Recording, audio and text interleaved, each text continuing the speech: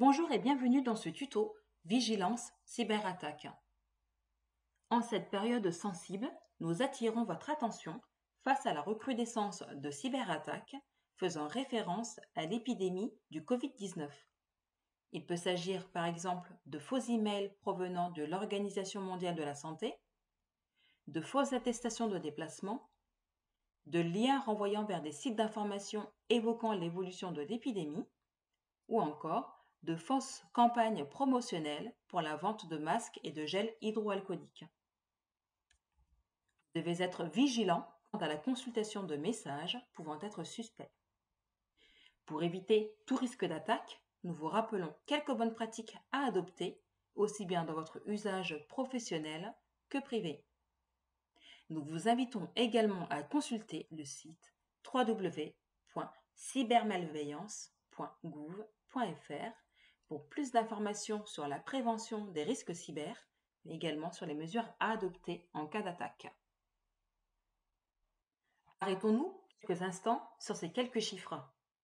Vous pouvez constater une forte augmentation du nombre de victimes ayant fait appel au service de la plateforme cybermalveillance.gouv.fr.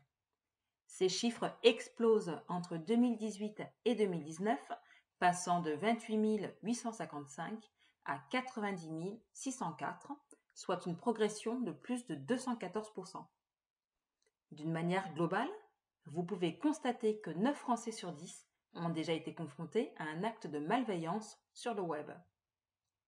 90% de ces victimes sont des particuliers. Intéressons-nous à cette part de 10% qui concerne les professionnels et à la répartition par type de menace. Vous pouvez constater que la technique malveillante la plus fréquemment utilisée est l'hameçonnage à 23%. Viennent ensuite à parts égales les piratages de comptes et les spams à 16%.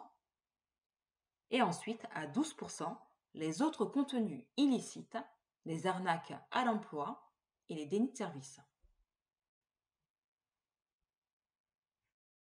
Revenons plus spécialement à cette technique de l'hameçonnage qui, je vous le rappelle, est la technique la plus fréquemment utilisée par les attaquants. Par exemple, cet email apparaît provenir de la Direction générale des finances publiques. Il contient néanmoins plusieurs éléments qui doivent vous alerter. Par exemple, l'adresse de l'expéditeur, République française, lettres-info-fiscale. Les fautes entourées et surlignées en rouge doivent également attirer votre attention.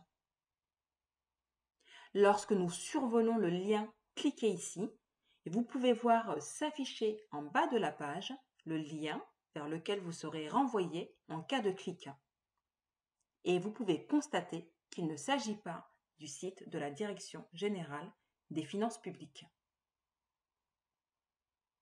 Pour vous prémunir contre les risques cyber, nous vous invitons à adopter quelques bonnes pratiques, comme choisir des identifiants hautement sécurisés et les renouveler régulièrement, faire des mises à jour régulières de vos principaux logiciels, faire des sauvegardes régulières de vos données, voire faire des sauvegardes sur des périphériques externes, utiliser un antivirus, utiliser un réseau Wi-Fi sécurisé, prendre connaissance de l'ensemble d'un message suspect avant d'engager la moindre action, comme ouvrir une pièce jointe, donner ses coordonnées bancaires, contacter par un autre biais l'expéditeur d'un message suspect.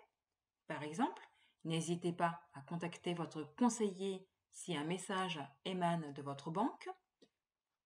Ne jamais payer de rançon. En cas d'attaque, nous vous invitons à suivre les démarches en ligne sur www.cybermalveillance.gouv.fr. Soyez vigilants.